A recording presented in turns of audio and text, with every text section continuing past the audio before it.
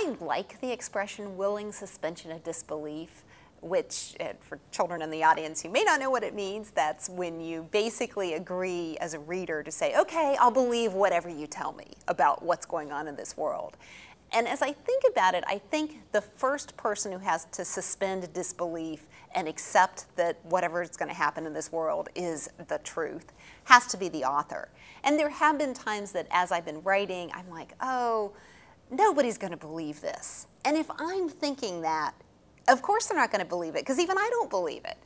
So I really have to kind of sell the story to myself before I sell it to anybody else in terms of being believable. And it's funny because then I get so involved in the stories. I can remember with my first book when I was sending it out and trying to get it published, some of the editors who rejected it were saying, oh, this just isn't believable. And I'm like, but it happened. It really happened. And I'm like, oh, wait, no, it didn't. Writing the Missing series has made me think a lot about time travel, obviously, because I have to make it make sense in the series.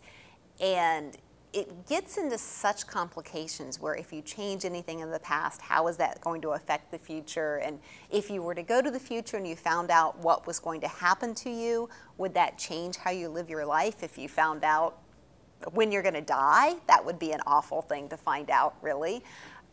So I would like to say that if there was a time machine sitting in this very room, I'd say, no, it's too much of a complication. I can't get on there.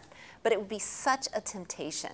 It'd be so cool to be able to go back in time and see things that we've only had written records of. And do we trust the people who wrote those records? Did they have an honest perspective on things? And I think we would view our history totally differently if we could go back in time and see these things.